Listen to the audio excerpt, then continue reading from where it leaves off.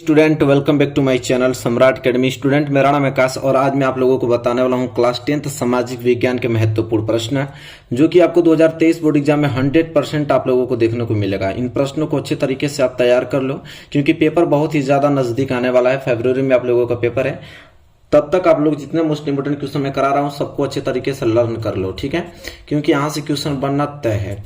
तो चलिए सबसे पहले जो प्रश्न मैं आपको बता रहा हूं उसको अच्छे तरीके से तैयार करो।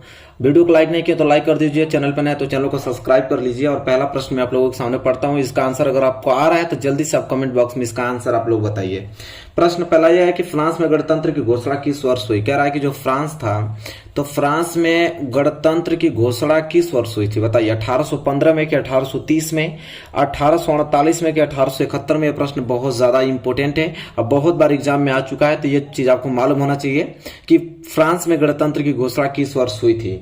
मैं बताना चाहूंगा आप लोगों को कि फ्रांस में गणतंत्र की घोषणा 1848 ईस्वी में हुई थी। इसको एकदम अच्छे तरीके से रट जाइए। 1848 में फ्रांस की गणतंत्र की घोषणा हुई थी फ्रांस में। चलिए क्वेश्चन नंबर दूसरे की तरफ बढ़ेंगे कि राष्ट्रवाद का प्रारंभ जिस देश से हुआ है। कह रहा है कि किस देश से राष्ट्रवाद प्रारंभ हुआ, तो आप लोगों को बताना उस देश का नाम। जर्मनी से हुआ था कि इटली से हुआ था कि फ्रांस से कि इंग्लैंड से, बताइए। 4 ऑप्शन दिया हुआ है, बताइए किस देश से राष्ट्रवाद प्रारंभ हुआ था। तो मैं आप लोगों को बता दूं कि फ्रांस से, मतलब दूसरे का जो सी है राइट आंसर हो जाएगा। फ्रांस देश से राष्ट्रवाद का प्रारंभ हुआ था। और इसी के साथ हम बढ़ेंगे अगले प्रश्न की तरफ। और प्रश्न नंबर तीसरा वेरी वेरी मोस्ट इंपोर्टेंट है, इसको आप स्टार बनाइए, इसका आंसर आपको आना चाहिए सबको। कह रहा है कि महात्मा गांधी दक्षिण अफ्रीका से वापस कब लौटे। कह रहा है कि महात्मा गांधी जब दक्षिण अफ्रीका गए थे तो दक्षिण अफ्रीका से भारत तक किस सन में आए थे। 1914 में, 1915 में, 1918 में, 1919 में, बताइए।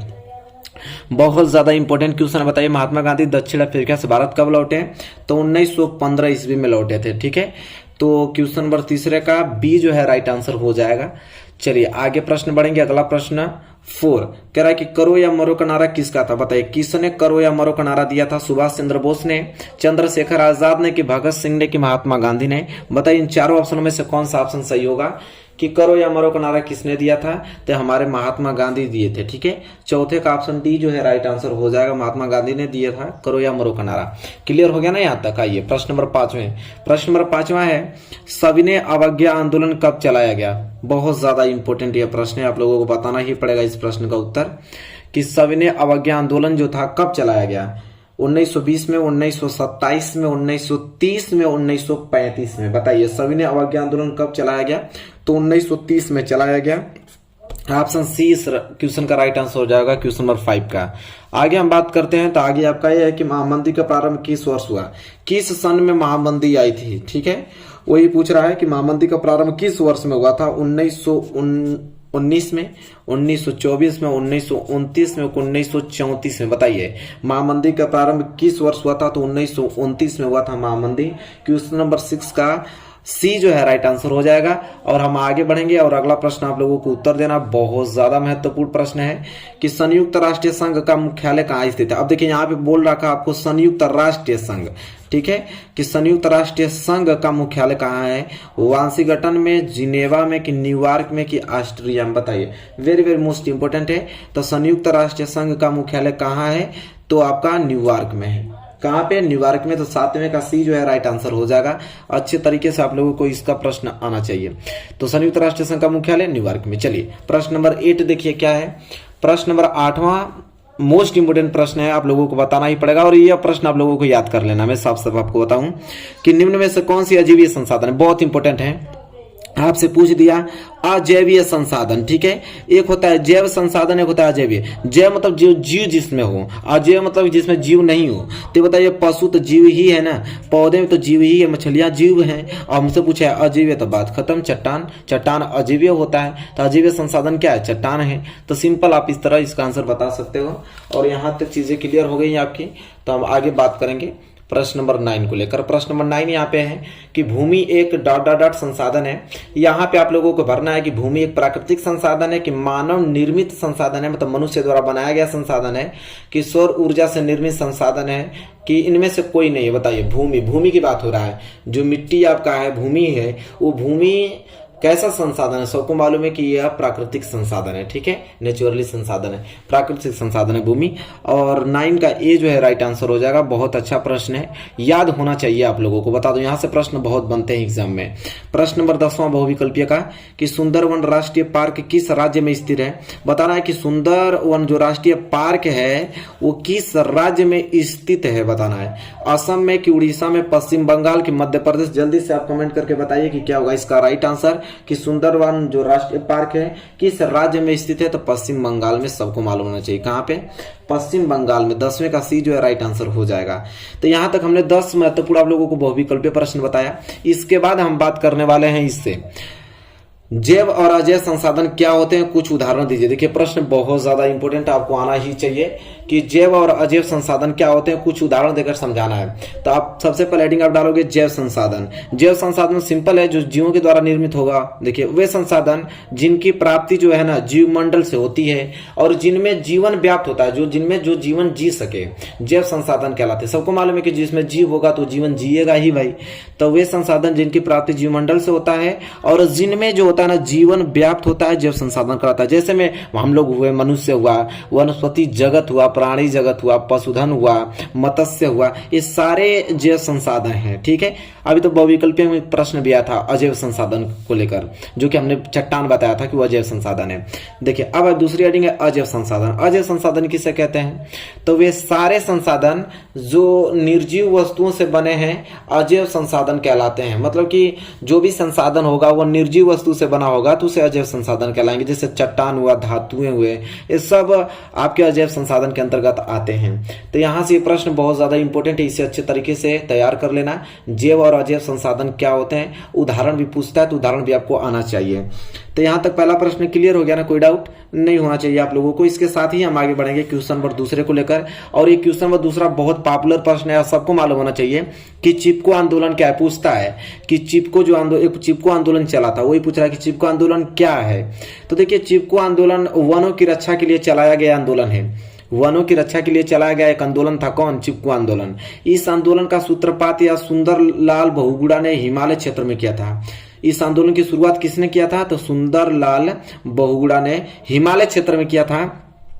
और इसके अंतर्गत लोग पेड़ों से चिपक कर उनकी रक्षा करते हैं और उन्हें काटने नहीं देते हैं। और यह आंदोलन वनों वृक्षों की कटाई रोकने में सफल हुआ। मतलब कि चिपको आंदोलन यह चलाया गया था कि वहां पे वनों की रक्षा के लिए, वन बहुत ज्यादा काटे जा रहे थे, तो उन्होंने एक आंदोलन चलाया सुंदरलाल बहुगुणा ने कि भाई यहाँ पे वन काटा ना जाए, वनों की आप रक्षा करें, उसे एकदम पकड़ के रखें, पूरा अच्छे तरीके से निगरानी में रखें कि कोई पेड़ को ना काट सके। और यह जो आंदोलन सफल भी हुआ था, ठीक है। तो यह था चिपको आंदोलन। आई होप आपको क्लियर हो गया होगा। यह प्रश्न बहुत ज्यादा इंपॉर्टेंट है, याद होना चाहिए आप लोगों को। चलिए अगला प्रश्न जो है बहुत ज्यादा पॉपुलरिटी प्रश्न है। अभी 2022 में 2-3 कोड में यह प्रश्न पूछा था सामाजिक विज्ञान के पेपर में कि पूना पैक्ट पर किसके हस्ताक्षर हुए, उसकी 2 शर्तें लिखिए। कह रहा कि जो पूना पैक्ट था उस पूना पैक्ट पर किसके सिग्नेचर हुए थे और कोई 2 शर्त बताइए कि पूना पैक्ट की क्या 2 शर्तें थी। तो देखिए पूना पैक्ट पर गांधी जी और डॉक्टर वी.आर. अम्बेडकर के हस्ताक्षर हुए थे, 2 लोगों की, एक गांधी जी की और एक डॉक्टर वी.आर. अम्बेडकर की। और कह रहा कि सितंबर 1932 में हुए पूना पैक्ट की 2 शर्तें निम्नलिखित थी। जो पूना पैक्ट हुआ सितंबर 1932 में हुआ, जिसमें 2 लोगों का सिग्नेचर हुआ था, गांधी जी और डॉक्टर वी.आर. अम्बेडकर। अब 2 शर्त था, कंडीशन 2 था। क्या था? पहला कंडीशन यह था कि अम्बेडकर द्वारा दलितों के लिए अलग निर्वाचन क्षेत्रों की मांग को वापस लेना। अम्बेडकर जी कह रहे थे कि जो दलित के लोग हैं उनके लिए अलग निर्वाचन क्षेत्र बनाया जाए, लेकिन वहां पे उसको क्षेत्रों को मांग को वापस ले लिया गया, ठीक है। उन्हें अनुमति नहीं दी गई कि उनके लिए निर्वाचन क्षेत्र अलग बनाया जाए। इसके बाद दूसरा कंडीशन था कि दलित वर्गों को प्रांतीय में केंद्रीय विधायी परिषदों में आरक्षण दिया जाना। तो ठीक है, उन्होंने 2 कंडीशन रखा था पूना पैक्ट में डॉक्टर वी.आर. अम्बेडकर ने। उन्होंने कहा था कि जो दलित लोग हैं, ठीक है, पिछड़े वर्ग के जो लोग हैं, उनका निर्वाचन क्षेत्र अलग हो, उनकी सरकार अलग बने, वो अपना निर्वाचन अलग दें, किसी को अपना प्रधानमंत्री मुख्यमंत्री अलग चुने। पहली कंडीशन था। दूसरा था कि दलित वर्गों को एक प्रांतीय और केंद्रीय विधायी परिषदों को आरक्षण दिया जाना चाहिए था, कि उनके लिए एक विशेष आरक्षण दिया जाए। यह 2 कंडीशन था पूना पैक्ट में। तो आई होप आपको अच्छे तरीके से क्लियर हो गया होगा। हमने अच्छे तरीके से आप लोगों को बताया भी है इस प्रश्न को।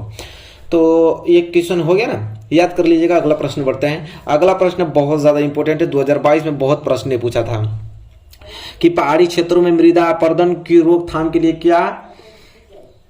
क्या कदम उठाने चाहिए। ठीक है, कह रहा कि जो पहाड़ी क्षेत्र हैं, ठीक है, उसमें मृदा जो अपरदन होता है ठीक है, मृदा का जो क्षरण होता है उसको रोकथाम के लिए मतलब क्या वो कंडीशन लगाएंगे, ठीक है, क्या वो कदम उठाने चाहिए ताकि मृदा क्षरण रुक जाए, मृदा अपरदन न हो सके। तो चलिए देखते हैं पहाड़ी क्षेत्रों में कैसे मृदा अपरदन को रोका जाता है। भाई कह रहा है कि मृदा के कटाव और उसके बहाव की प्रक्रिया को मृदा अपरदन कहते हैं। कह रहा है कि मृदा कट के बह जाती है, बहाव के कारण मृदा का क्षरण होता है, यही प्रक्रिया ही मृदा अपरदन कहलाता है। ठीक है, कह रहा है कि विभिन्न मानवीय तथा प्राकृतिक कारणों से मृदा अपरदन होता रहता है। अलग अलग कंडीशन से, अलग अलग प्राकृतिक कारणों से, कहीं बारिश तेज आ जाती है, भूकंप आ जाता है, वहां से अलग अलग कंडीशन से मृदा अपरदन होता है। कह रहा है कि पहाड़ी क्षेत्रों में मृदा अपरदन की रोकथाम के लिए निम्नलिखित तरीके अपनाए जाने चाहिए। क्या तरीके अपनाने जाना चाहिए पहाड़ी क्षेत्रों में मृदा को रोकने के लिए? ठीक है, तो पहला कंडीशन यह है कि पर्वतीय ढालों पर समोच्च रेखाओं के समानांतर हल चलाने से ढाल के साथ जल बहाव की गति घटती है, इसे समोच्च जुताई कहा जाता है। कह रहा है कि जो पर्वतीय ढाल हैं, ठीक है, पर्वत से इस तरह ढाल आए हुए हैं, उनमें समोच्च रेखाओं के समानांतर हल चला दिया जाए। जैसे मैं आपको उदाहरण के तौर पे बता दूं, देखिए यहाँ पे जैसे ये आपका पहाड़ इस तरह नीचे की तरफ आ रहा है, अगर मैं यहाँ पे इस तरह ये खाल हो जाएगा, फिर ये खाल हो जाएगा, इस तरह अगर मैं करा दूंगा तो वहां पे पानी रुक जाएगा। तब पानी रुकेगा तो मिट्टी भी यहाँ पे धीरे धीरे रुक जाएगी। ठीक है, और सपाट रहेगा तो पूरा बहा के पानी को लेकर चला जाएगा। तो वही कह रहा है कि यहाँ पे समानांतर हल चलाने से ढाल के साथ जल बहाव की गति क्या आती है? घटती है। इसे कौन सी जुताई कहते हैं? तो समोच्च जुताई कहा जाता है। ये तो पहला, इस तरह हम लोग लगा के मृदा को रोक देंगे। दूसरा क्या है इसका उपाय कि पर्वतीय ढालों पर सीढ़ीदार खेत बनाकर अवनालिका अपरदन को रोका जा सकता है। सीढ़ी जैसे जानते हैं, सीढ़ी नुमा आप लोगों का यहाँ पे सीढ़ीदार खेती बनाया जाएगा, ताकि वहां पे जैसे सीढ़ी देखते हैं ना, एक सीढ़ी दूसरी सीढ़ी चढ़ते हैं तो वहां पे सीढ़ी एक समतल होती है, फिर ऊपर जाती है, फिर समतल होती है, वहां पे मिट्टी रुक जाएगी। ठीक है, तो एक रहता है पर्वतीय ढालों पर सीढ़ीदार खेत बनाकर अवनालिका अपरदन को रोका जा सकता है। पश्चिमी और मध्य हिमालय में सोपान और सीढ़ीदारी कृषि काफी विकसित है। कह रहा है कि पश्चिमी और मध्य हिमालय में एक सोपान और सीढ़ीदार कृषि काफी विकसित है, जो इसी प्रकार ढलान के रूप में बनाकर वहां पे कृषि किया जाता है। तो दूसरी कंडीशन हो गया मृदा अपरदन को रोकने का। तीसरा यह है कि पर्वतीय क्षेत्रों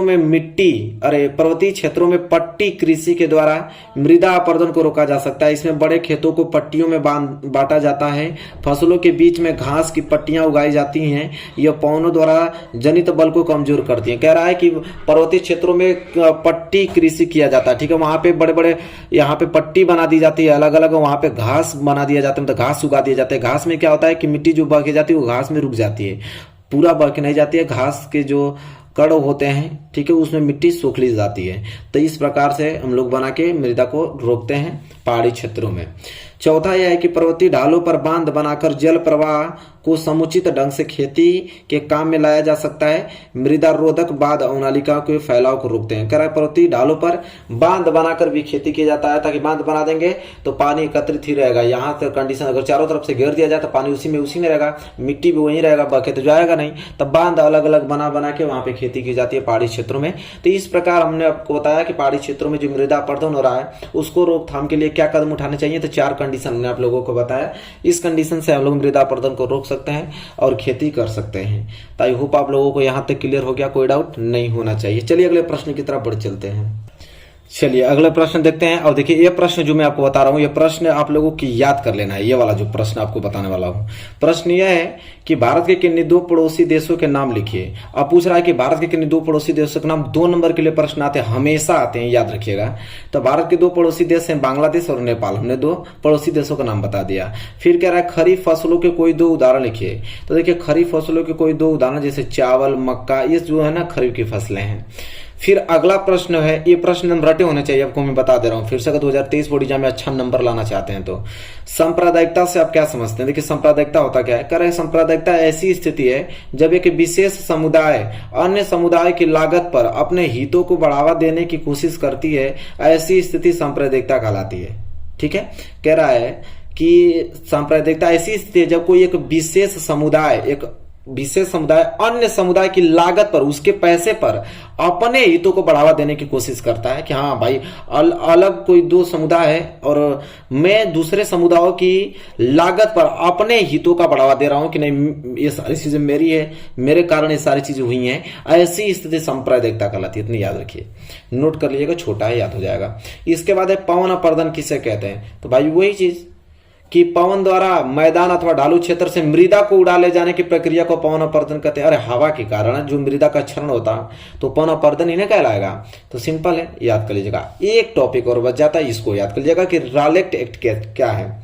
रालेक्ट एक्ट क्या था, इसे अच्छे तरीके से आप नोट करिएगा कि रालेक्ट एक्ट 1919 ईस्वी में पारित एक ऐसा कानून था जिसमें भारतीयों पर किसी तरह के मुकदमे को चलाए बिना शंका के आधार पर गिरफ्तार कर 2 साल तक जेल में बंद किया जा सकता था।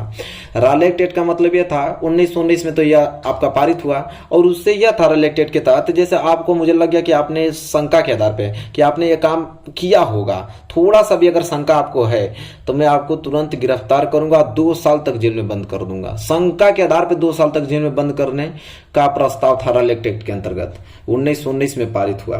तो आई होप क्लियर हो गया होगा। इतना प्रश्न अगर आप तैयार कर लेते हैं, बहुत सारा प्रश्न 2023 बोर्ड एग्जाम में यहां से मिलने वाले हैं।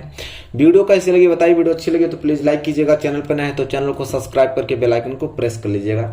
मिलेंगे एक प्यारे से नेक्स्ट वीडियो में, तब तक के लिए धन्यवाद।